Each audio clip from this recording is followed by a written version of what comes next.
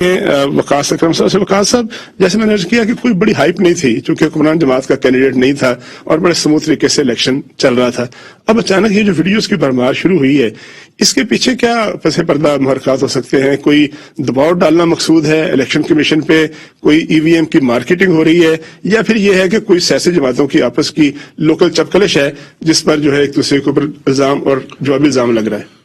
देखिए, ईवीएम की मार्केटिंग तो मैं नहीं समझता कि हो रही है। ईवीएम का तो बिल इन्होंने पास करवा लिया है, चाहे अपोजिशन चाहती थी या नहीं चाहती थी, लोग चाहते थे या नहीं चाहते थे, वो बिल तो पास हो गया। दूसरी तरफ हुक्मरान जमात का कैंडिडेट नहीं है, नून लीग का घर है, और मलिक साहब अल्लाह ताला उनको करवट करवट जन्नत नसीब करे, उनकी वफात के बाद ये सीट खाली हुई। बड़ा मेरा ताल्लुक था उनसे, और बड़े शरीफ आदमी थे और लोगों को बड़े पसंद थे, लोगों की पसंदीदा शख्सियत थी। नून लीग का वोट तो अपनी तरफ, एक उनकी जात का अपना वोट जो है वो भी वहां पे मौजूद था। और इस मुल्क की डायनामिक्स है कि जिस वक्त एक उम्मीदवार जो है उसकी इस तरह डेथ हो जाती है तो उसके वोट बैंक में इजाफा हो जाता है, और खसूसन लाहौर में प्लस नून लीग भी उसकी मौजूद है। मैं ये समझता हूँ मेरे देखने में कि शायद नून लीग को इस किस्म की किसी भी वीडियो बनाने की कोई जरूरत मकसूद नहीं थी। मेरे अगर किसी ने किया तो कोई बहुत बड़ी कोई जो है ना कोई एक फजूल किस्म की कोई काम किया है।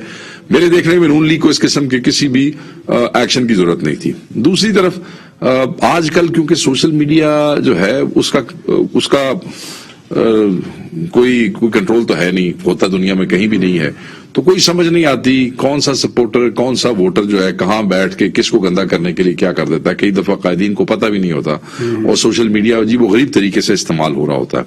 मगर इस चीज को ट्रेस करना कोई मुश्किल या नामुमकिन काम कोई नहीं है। इलेक्शन कमीशन ने नोटिस लिया है थोड़ी देर पहले, और जो रिटर्निंग ऑफिसर हैं जो लोकल हैं उन्होंने कहा है नादरा को और पैमरा को किसको देखें, तहकीक करें कि कहां से आई है, क्या बड़ी आसानी से पता लग जाएगा। ये जो सोर्स है इस किस्म की वीडियो का, चाहे वो व्हाट्सएप में आई है, चाहे वो यूट्यूब किसी चैनल पे अपलोड हुई है, या किसी फेसबुक के किसी पेज पे जो उसका सोर्स है जहां से अपलोड हुई है, उसको ढूंढना जो है कोई मुश्किल काम नहीं है। अगर इलेक्शन कमीशन हुक्म दे दे FIA के साइबर क्राइम सेल को, तो ये तो मतलब शाम तक तो पता लग जाना बेदे पल्ले कीजिए।